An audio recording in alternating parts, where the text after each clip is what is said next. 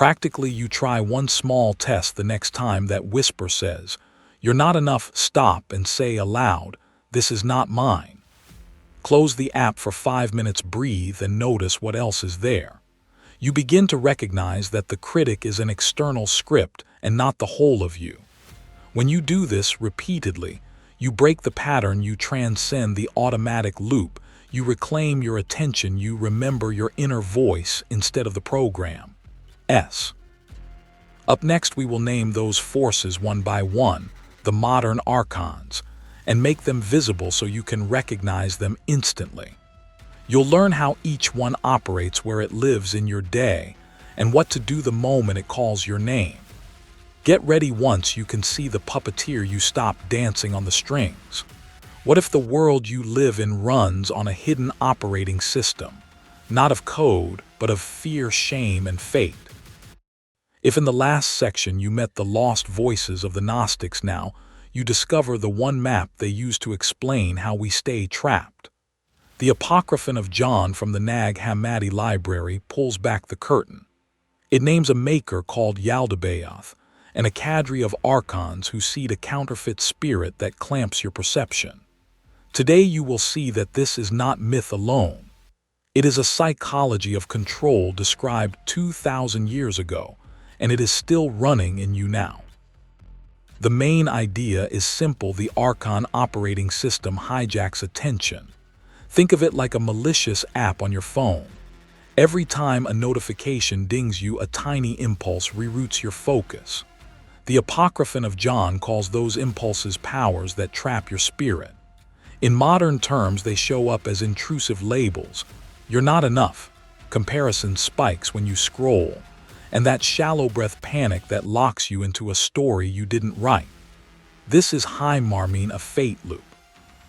Here's how it works in plain language: you get a hit of shame, you tighten, you act to soothe the shame, the Archons record that pattern, and the loop repeats.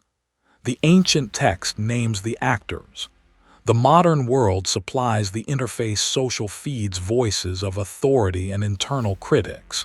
Think of it like a stage director who never leaves. The Archons set the scene. You play the part they hand you. Now try this little test the next time you feel a sudden rush of guilt or the urge to prove yourself. Say out loud, "This thought is not mine." You begin to see a tiny gap between the impulse and your action. That gap is where freedom starts. The Apocryphon of John, a text preserved in multiple Nag Hammadi codices and noted by early critics like Irenaeus before 185 CE, gives you language to name the director. Naming it makes it visible. You realize the feeling is tactical, not true. This matters for you every day. When you recognize these micro-impulses, you stop mistaking them for your identity. You feel the shallow breath before you react. You notice the comparison spike when a post scrolls by. You discover how labels like failure or just anxious are not descriptions but hooks. Here's a concrete example: at work you get overlooked for a project. The Archon system feeds you the story: you're invisible. You tighten, you overwork, you prove the story, and the loop tightens. If you catch the pattern, breathe, and reframe the scene, you break the loop. You begin to reclaim authorship of your life story. The stakes are real. If you do not learn this map, you hand your attention, and thus your life, to a hidden hierarchy. If you do, you transcend a pattern that has kept whole cultures small for centuries. Next, we will track how this map was buried and how it resurfaced. You will learn why the Apocryphon of John was marginalized by orthodox powers, and why its language of inner knowledge survived in secret until the Nag Hammadi find in 1945. You will feel the tension between erasure and recovery, and you will be ready to trace the clues that lead from ancient name-calling to modern attention hacks. Keep that sense of discovery with you, because once you see the operating system, you can start to rewrite it. What if a book was buried not by accident, but because its very ideas threatened the people in power? And then 960 years later, A handful of farmers would dig it up in 1945 and hand you the clue to a very different past. As we just trace the lost texts, you're about to see exactly how the secret book of John was hidden, how it survived, and why that matters to the choices you make today. The main idea is simple. The Apocryphon of John teaches direct knowing, what scholars call gnosis, a way of meeting the divine without priests, without halls of power, without permission. Think of it like this: imagine a piece of software that lets anyone fix their phone without a tech gatekeeper. If you can do it yourself, the repair shops lose control. That's what the secret book did for spiritual authority. You discover a path that says you can experience truth directly, and institutions that build power on being the middlemen feel threatened. The evidence is clear and concrete. In the Egyptian desert at Nag Hammadi in 1945, peasants found codices that include the Apocryphon of John in 4 different manuscripts. Early critics like Irenaeus, writing around 185 CE, attacked teachings that sound a lot like what this book teaches. You realize then, this wasn't a fringe rumor, it was widespread enough to be copied again and again, and dangerous enough to be debated and suppressed. This is why multiple copies survived. People kept passing the text along even when authorities tried to bury it. Here, that's what this means for you. When you read that a text was hidden or banned, you're not just reading church drama. You're watching a pattern you meet every day. You feel it when institutions tell you the only right answer is their version. You sense it when knowledge is wrapped in fees, titles, or rituals, so you can't get to it yourself.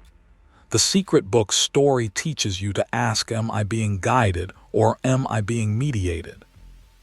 If you choose direct inquiry, asking questions, checking sources, learning to experience truth, you break free from easy obedience. Specific examples: maybe you trust a single news outlet instead of checking 3 sources. Maybe you hand your health decisions solely to authority without understanding alternatives. Maybe you assume your spiritual life needs a middleman. You begin to see how those choices lock you in. But when you start looking, reading primary texts, testing claims, feeling what resonates, you start to reclaim agency. You recognize the stakes, stay passive, and you inherit someone else's priorities. Choose to inquire, and you inherit responsibility and a different kind of freedom. As you hold that question, why was this knowledge hidden? You prepare to follow the trail further. Next, you'll see how the ideas inside the secret book rewrote the creation story, and why that rewrite still pushes against systems today. You discover how an ancient myth becomes a modern test. Will you accept handed-down answers, or will you learn to know for yourself? What if the voice that drives your panic about success isn't even yours? What if that whisper, hustle or you're nothing, hide who you are to be safe, they're winning you're behind, is an old pattern wired into culture, now amplified by screens and algorithms to keep you busy but empty? In the last section, we trace the lost Gnostic myths. Here you see how one myth becomes a modern script, and how seeing it changes everything. By the end of this short piece, you'll have a simple practice you can use today to name the script, measure what it costs you, and take one tiny choice that frees attention and warmth in your body. The main idea is this: archonic scripts are repeating commands, copies of fear dressed as ambition, that run your day unless you spot them. Think of it like a radio station. Most of the noise you hear is not tuned to you, it's a commercial playing the same ad again and again. When you don't change the dial, the ad tells you how to spend your time, who to envy, and what to hide.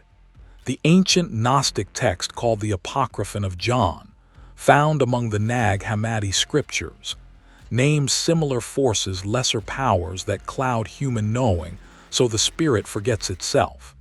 The image is old, but the function is the same: something external telling you who to be. You begin to see that the same pattern is now a feed and notification, a late-night scroll that keeps you anxious and available. Think of it like this complex myth: right arrow, simple radio, add right arrow, your life. That bridge helps you make it real. When you hear, "You must always appear busy," that's the ad. Here's an example: you open your phone to check one message, and suddenly 30 minutes are gone, your mood drops, and you've done nothing that matters to you. The Apocryphon of John describes how people were kept from their inner light. Today, the mechanism is different, but the result is familiar: loss of attention, loss of choice. Ancient sources like the Secret Book of John and the Nag Hammadi collection, and early critics noting these teachings around 185 CE show this isn't a new discovery. It's a pattern people have described for nearly 20 years. You realize this pattern lives in your inbox as much as it lived in ancient myths. This means for you, spotting one script changes the day. You feel it first as a tightening, your chest, your jaw, the urge to check, and then you can measure what it costs. Start by asking 3 simple questions out loud. What is the script saying to me right now? How much time and energy have I given it today? What does my body register when I follow it? Say the script name, hustle or you're nothing, out loud. Notice your breath and count how many minutes the script steals on a typical morning. Notice the physical cost: nausea, fatigue, a hollowing in your chest. You begin to see the real ledger: minutes lost, relationships frayed, money spent chasing validation, and a steady erosion of what you truly value. Now, a practical method you can use today: 1 minute, 3 steps measurable. Step 1, spot. When you feel the pull, name the script in one sentence. This is the hustle script. Step 2, measure. Set a 60-second timer. Breathe 4 slow counts. Put a hand on your chest and say, "I feel." Write down how many minutes you usually give that script. Step 3, choose. Ask, what one small action aligns with my value? If your value is care, choose a 5-minute walk. If it's honesty, text one truth. Do that action now. You will notice something: immediate attention returns, your body warms slightly, and you feel a sliver of choice instead of compelled motion. You begin to see patterns, you recognize what's yours, and you break free from the algorithm that profits when you remain estranged from yourself. If you stay unaware, those scripts keep making you profitable to platforms and powerless in your life. If you begin this short loop: spot, measure, choose, you reclaim minutes, restore warmth in the body, and make choices that match your values. You discover that the ancient warnings in the Apocryphon of John aren't mystic puzzles, but invitations: remember who you are and stop obeying the voices that aren't you.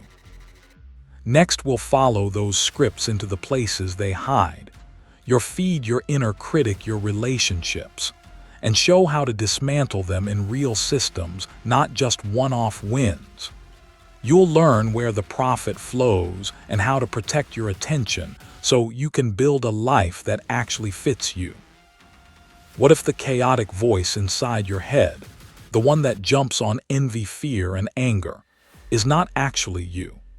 Imagine that for 20 years seekers of a lost wisdom have been pointing to exactly that problem.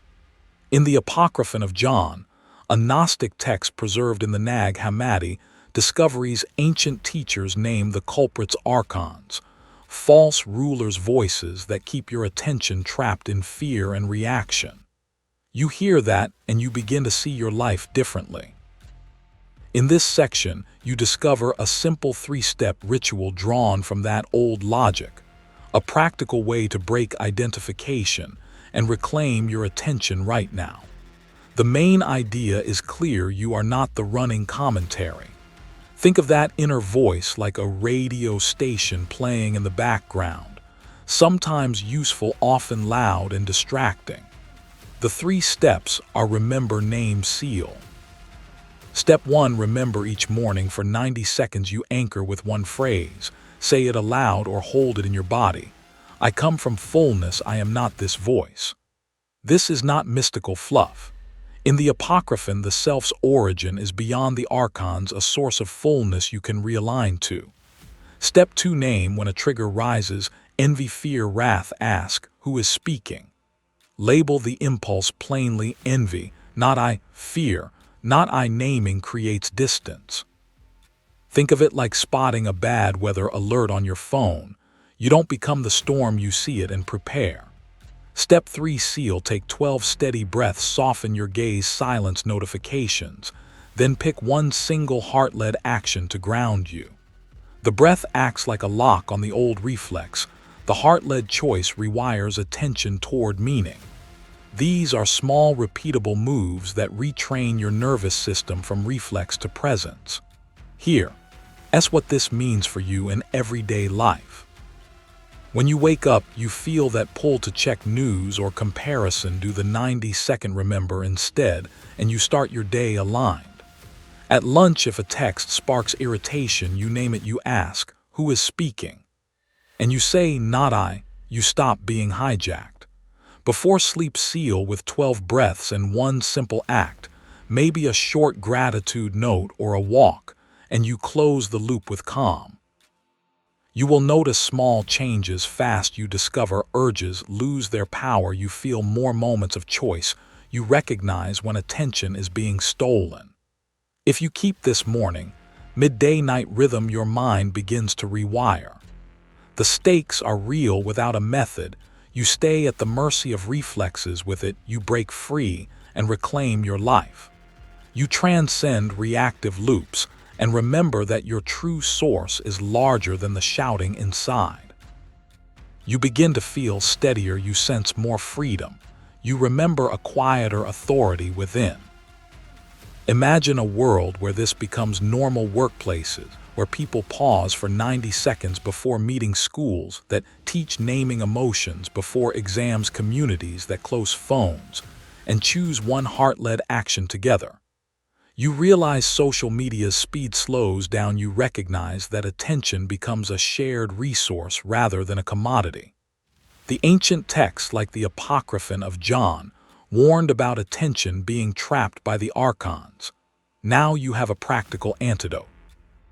If you try this 3 times a day, morning, midday, night, you build a habit that shifts perception from reflex to presence. Next, we'll take that habit deeper and show how these small daily rituals connect to larger Gnostic practices of awakening, and how over centuries hidden libraries like Nag Hammadi kept these keys for people exactly like you. Get ready, you're about to learn how to expand one small practice into a life that remembers fullness. What if an ancient Gnostic text was not just a myth but a user manual for your attention? You realize the Archons aren't monsters out there, but the small repeating scripts in your head, the ones that hijack your focus and feed you fear. You discover they pop up as a tag along chorus: you're not enough, they're judging you, or one more scroll will prove yourself. For 20 years, this map has stayed hidden in plain sight. Ancient texts reveal a technique tucked inside the myth. Nag Hammadi manuscripts show this map survived almost 2 millennia, waiting for you to notice it. And today you can use it. Spot the puppeteer voice, refuse to follow it, and reconnect to the inner spark Sophia calls home. This is why the story matters now, because the pattern is the pattern of distraction itself. Here, that's how you walk the map 7 days. You begin each day and night by scanning one interaction, a scroll, a comment, a thought, and you write down the one script you caught. You name it, you breathe, you don't act. You begin to feel a little more space around that voice. Over days, you recognize the same tune. You feel calmer with people because you stop reacting to the script and you respond from choice instead. You discover a quiet confidence because the inner narrator loses control. If you do this, you will track 7 caught scripts and then report the biggest pattern you exposed. You share that pattern below. Tell the community what repeated script you found. By practicing together, you break the loop that the Archons exploit, and you break the algorithm that keeps your attention rented. This means for you that you can reclaim time, energy, and frankly, your peace. If you don't start, the noise stays loud, and your day becomes a reaction you don't recognize. But once you start, you break free from the old playlist. You see your day change in small, undeniable ways. You pause before replying, you listen more, you sleep a little better. You feel your inner narrator quiet enough to hear your own wiser voice. The 7-day ritual is not vague folklore, it is a concrete skill you can master. Ancient wisdom teaches that the mind can be retrained. Nag Hammadi texts show the technique in living color. Modern science confirms that attention networks are plastic, shaped by practice and intention. Today you can apply this and witness the shift. You'll notice this in daily life too. You've experienced it when you catch yourself doom scrolling and choose not to act, when you walk away from a heated chat and return with a calmer tone when a new thought lands, and you decide to hold it rather than chase it. This is the first turn toward a deeper question: who owns your attention, your fears, or your choosing self? If this spark feels true, remember the next step makes the ritual exact. Timings, prompts, and a simple journal format you can use tonight. If this resonates, share your insight below so others can recognize their own Archons. Together we break the algorithm and the Archons. The rest is yours to uncover. Endless scrolling, constant comparing. Then the voice that says you're not enough. What if that voice isn't yours? For 20 years, gatekeepers buried a radical map, the Apocryphon of John from Nag Hammadi, exposing the Archons that program perception. If you recognize them, you reclaim your mind and heart. Will you break the algorithm and the Archons? Ancient truth shatters all modern illusions. What if the whisper that keeps telling you you're not enough isn't really you at all? What if that voice is part of a loop, a program designed to pull your attention, shape your choices, and rebuild your identity around comparison? In the last section, we saw how attention is traded like currency. Now you discover something older, a map for that exact mechanism, written roughly 1,800 years ago in the Apocryphon of John. By the end of this section, you'll see the link between your endless scroll and an ancient story that names the hijacker. Think of one clear idea: the modern control loop is a machine for attention, and the Apocryphon calls the same machine by another name. Think of it like this: your phone feed is a puppet show, and the algorithm is the puppeteer. Every notification is a pull on a string. In ancient language, the Apocryphon describes a lower creator and its helpers, Ildabaoth and the Archons, who weave illusions to trap the human spark. You realize the metaphor is the same: a force that creates false images to keep you looking outward instead of turning inward. Here's the simple evidence. The Apocryphon of John appears in the Nag Hammadi collection, discovered in 1945, and survives in multiple manuscripts. Its story retells creation as a hierarchy of powers that bind and distract the divine part of you. In plain words, the text says there are beings that construct a false world to keep people from knowing themselves. Read that side by side with how modern platforms optimize for engagement, and you begin to see the same blueprint across 1,800 years. This is why the whisper feels so personal even when it is. The ancient text shows the trick: build a mirror that reflects only lack, then reward attention to that mirror. On your phone, that mirror is a curated feed. In the Apocryphon, it's an arranged cosmos of images and rules. Either way, your sense of self gets outsourced to whatever earns the most clicks or the most fear. This is why you feel small after scrolling, and why the voice sounds like your own conscience when in fact it's been trained to keep you watching. So what does this mean for you right now? First, you begin to see the pattern. When you notice a surge of self-doubt after a session, you don't blame yourself. You name the mechanism. You pause, you label the voice as a loop, and you ask, who benefits if I stay in this state? That simple question pulls back the curtain. You'll catch the trigger, A notification, a late-night scroll, a comparison loop, and you can choose a different response.